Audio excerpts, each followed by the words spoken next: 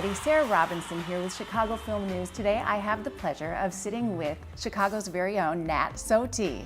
Thanks for being here, Nat. Can we start out, will you tell me a little bit about the Chicago Art Department? So yeah, Chicago Art Department is an arts organization, nonprofit that I co-founded with two other people in 2004. And basically it's an arts organization that is around to cultivate new and emerging artists. We have anywhere between 15 and 20 resident artists at any given time in all different media. And they're sort of, as resident artists, they kind of share work studio space at our gallery studio space, which is in Pilsen at Chicago Arts District. And so each resident has a shared workspace, and then they get to put on their own exhibitions and do public programming as being part of a resident at Chicago Art Department. So we have all different types of shows and things at least once a month. Now you have this awesome project that you've been working on, the Angel to Rebel series. Yeah. That was born out of a program you have within the Chicago Art Department, right? Yeah, so through Chicago Art Department, we got a grant from the MacArthur Foundation in 2013 to basically document and create a lot of media and video work around their digital media and learning initiative. And through that, we created an original series of our own called Angel to Rebel that originally started off as the idea of what would it be like to create a documentary series around just following a young person's interest and just see where it takes you, kind of thing. I loved it. I'm still completely enthralled. I want to see more, but can you start out by telling us what is Angel to Rebel? Who is Angel to Rebel? Angel to Rebel is about a young writer, Angel Potts. When we started the project, she was a sophomore in high school, and now she's a senior. And she had written this. She had written this short story as part of this writing workshop that we filmed as part of the MacArthur work. We chose her as our person to do the series around, and the series is about her turning her short story, which was called Rebel, into a comic book.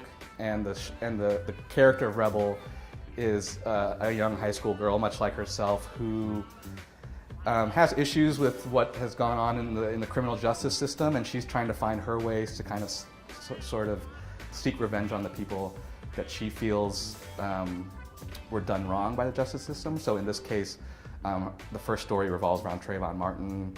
So the story revolves around her and her friends seeking out George Zimmerman, and they end up, kind of drugging him, and then as he's passed out, they put a tracker on him so the media can find him so he can't hide, and they put up a big mural of Trayvon Martin on his wall, and they leave this long letter to the media.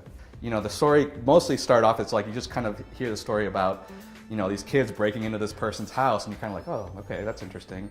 And then all of a sudden you find out who the person's house they were breaking into, and then all of a sudden that twist kind of, for someone that young to kind of be processing, what was going on in her world and how she felt about it in such a sophisticated way, it made me take interest in her as a writer. So yeah, one of my favorite episodes was going to the comic book store and having someone that she met in an earlier episode, this guy Elgin, who was the founder of PocketCon, where she kind of first got all this inspiration and seeing other not only comic books with characters of color, but artists and writers and creators of color as well, which I think really inspired her. Elgin kind of basically gave her a history about characters of color in comic books. And one of her favorite quotes that she says is she writes to change her reality, and that's why she writes.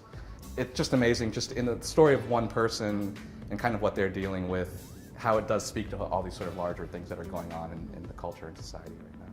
Now, what are you working on right now? So right now, I'm working with the Chicago Jazz Philharmonic. Orbert Davis is the artistic director, and they're producing a project right now called Immigrant Stories. In response to kind of what's going on right now around immigration and the general climate around it. So it's a series of collaborations between musicians of different cultures and different backgrounds. So he's working with a Chinese musician, West African drummers, and Indian musicians. So 3 different communities. That sounds amazing. And they basically come together, learn, and from each other, and he's composing the music. It hasn't been written yet. They're composing the music right now, based off of their like jam sessions and just kind of like the sort of free flow kind of musical conversations that they have. Oh, I can't wait to see that. Yeah.